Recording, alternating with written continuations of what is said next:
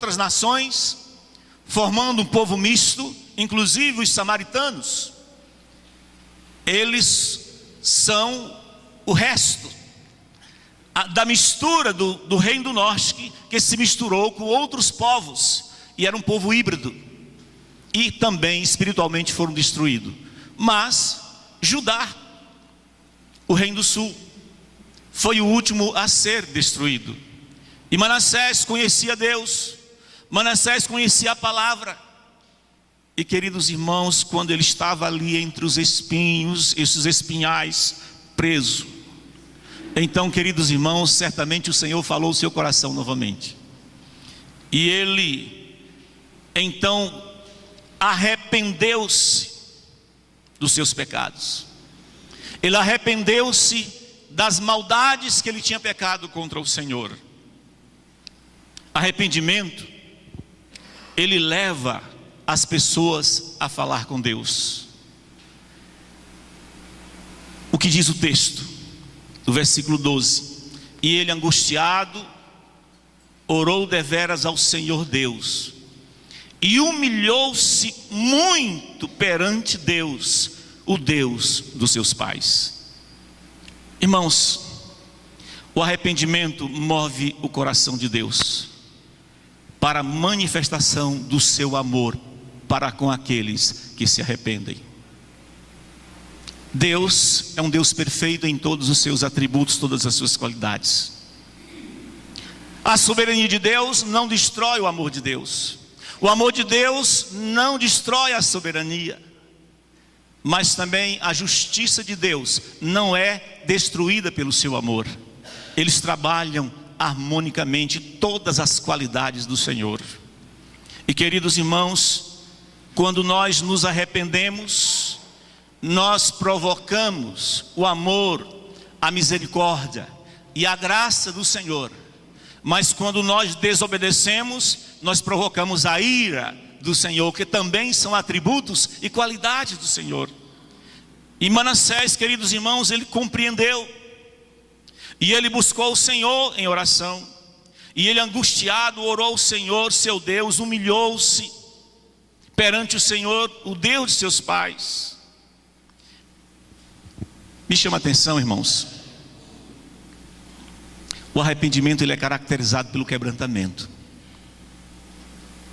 Quando nós falhamos, erramos e dizemos que estamos arrependidos, mas não estamos quebrantados, nós estamos provando que não nos arrependemos. Aquele que verdadeiramente se arrepende, ele se humilha. E o texto diz no versículo 12: e ele humilhou-se muito perante o Senhor. Não foi assim, não foi uma humilhaçãozinha. E o texto diz que foi muito, foi bastante. É possível que ele tenha rasgado suas vestes, não cita o texto. É possível que ele tenha jogado cinza sobre a cabeça, mas mesmo assim, isso não move o coração de Deus, porque o Senhor vê o coração. E Manassés, ele disse: Deus, tem misericórdia, como ele falou aqui. E ele fez oração, e Deus aplacou com ele, para com ele, e ouviu a sua súplica, e tornou a trazer a Jerusalém. O arrependimento que Deus considera, que move o coração de Deus, não é um arrependimento que a pessoa fica cheia de razão, colocando a culpa nos outros. Muitas vezes, irmãos, o crente peca. O crente peca, amém? É verdade. Mas o Senhor quer que nós entendamos verdadeiramente onde falhamos.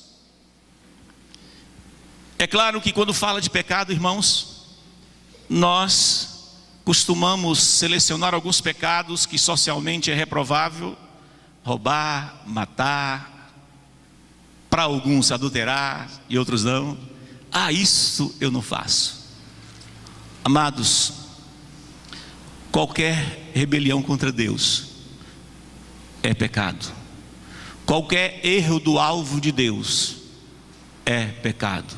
A palavra de Deus diz que quem pecou? Porque todos pecaram e separados estão da glória de Deus. Existe o pecado universal.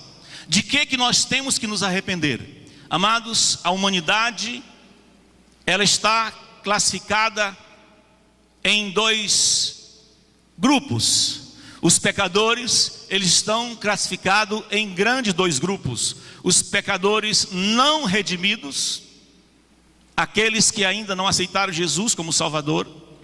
E a Bíblia diz que todos nós pecamos e fomos separados de Deus. Mas também tem os pecadores redimidos.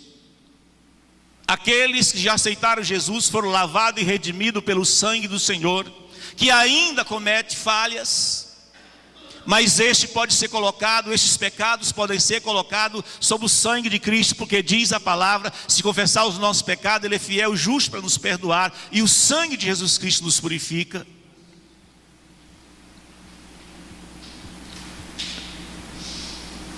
O pecado original está em toda a raça humana.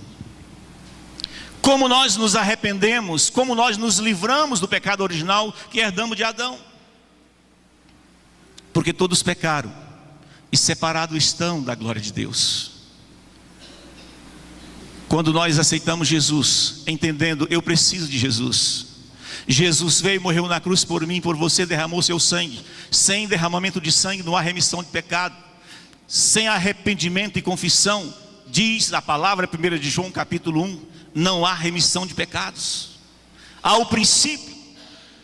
E aquele que aceita Jesus como Senhor e Salvador, o pecado original, aquilo que nos separou de Deus no início, acaba.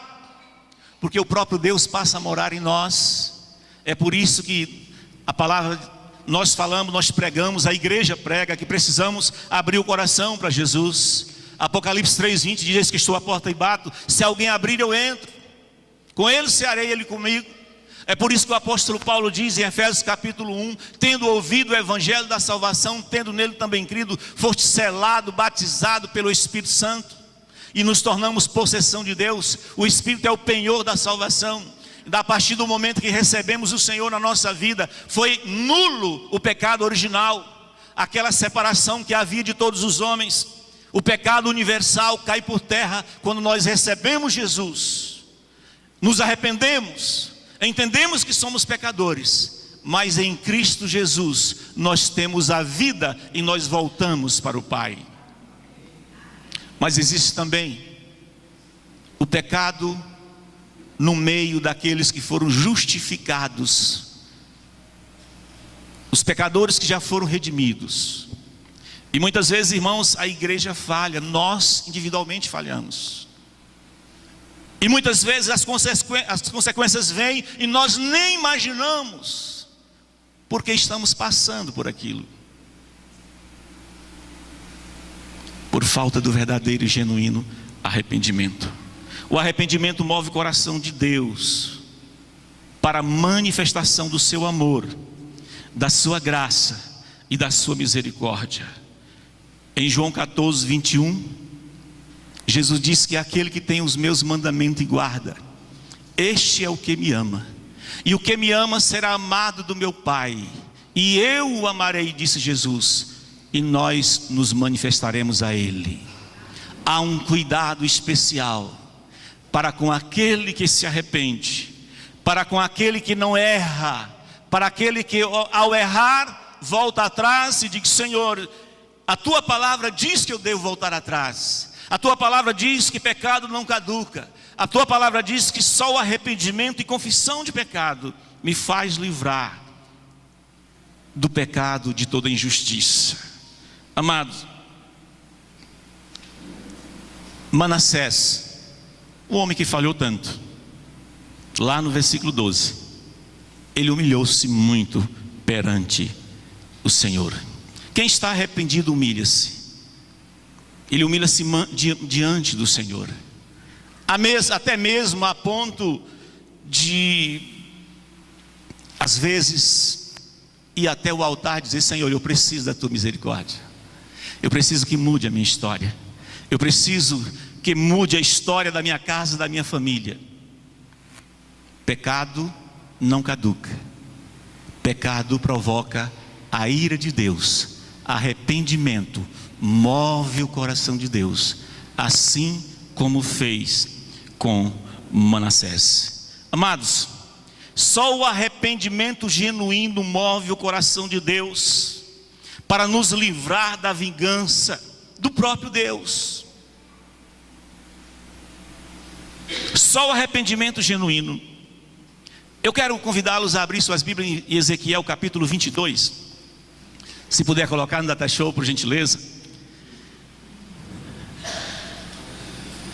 Ezequiel capítulo 22, do versículo 23 ao 31. Eu quero fazer uma breve narrativa desse texto. Meus irmãos, Deus, Ele fala com o profeta Ezequiel, aqui, registrado, em Ezequiel capítulo 22. Deus fala para o profeta Ezequiel, e eu quero chamar a atenção, irmãos, onde Deus falou com Ezequiel. Deus levantou o profeta Ezequiel lá na Babilônia, nos 70 anos de disciplina de Deus contra o seu povo. Deus levantou Ezequiel às margens do rio Quebar. Se vocês olharem no livro do profeta Ezequiel, fala onde ele foi levantado, a primeira experiência como profeta ali. Bem, e de repente, meus amados, o Senhor começa a revelar ao profeta Ezequiel por que ele tinha levado todo o povo para a Babilônia, onde o profeta estava. E o Senhor começou a justificar, não justificar, mas esclarecer para Ezequiel: Ezequiel, os meus príncipes, eles eram sanguinários. Os meus sacerdotes, eles estavam corrompidos. Os meus profetas não mais repreendiam o povo. E depois, queridos irmãos, nos chama a atenção o versículo 30. O versículo 30. E disse o Senhor: eu busquei dentre eles um homem que estivesse tapando o muro e estivesse na brecha perante mim por esta terra, para que eu não a destruísse, mas ninguém achei.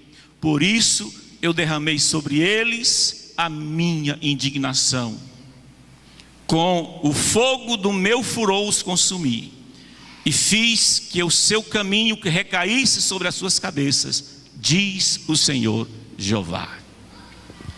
Amados, quem conhece a história bíblica sabe que muitos profetas foram levantados antes que Israel fosse invadido pela Babilônia, ou melhor, Judá, o último dos reis, no Reino do Sul, fosse invadido pela Babilônia e fosse levado cativo os príncipes para passarem 70 anos ali na Babilônia.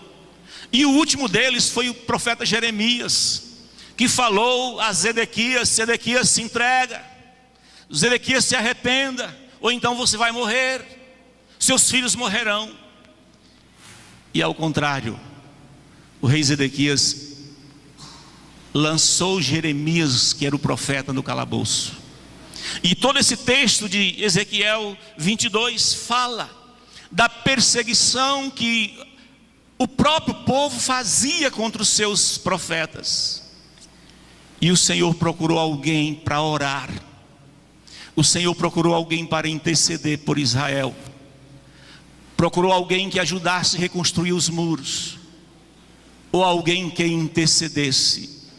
Mas não apareceu ninguém com o coração quebrantado, que orasse, que buscasse a face do Senhor em favor de Jerusalém e de Israel. Amados, o pecado provoca a ira de Deus, mas o arrependimento ele provoca, ele move o coração de Deus. E na continuidade desse texto que falaremos outro dia, nós vamos ver como Deus moveu o seu coração para dar oportunidade. Inclusive no próprio texto lido, diz que o rei Manassés, Deus tornou a trazê-lo para Jerusalém, depois que ele se arrependeu, depois que ele orou ao Senhor e depois que ele se quebrantou. Amados, eu quero encerrar a nossa reflexão falando tão somente dessa parte do arrependimento. Eu não conheço a tua história e nem preciso, o Senhor te conhece. Deus sabe o meu assentar, o meu levantar, o teu sentar, o teu levantar. Deus sabe se você está nos espinhais, se está sendo atacado pelos príncipes da Síria, ou seja, o adversário, até por providência divina. Deus sabe se estás passando por disciplina ou não. Mas uma coisa o Senhor nos fala muito claro nessa noite: todo coração quebrantado, ele provoca o amor de Deus, ele provoca o mover.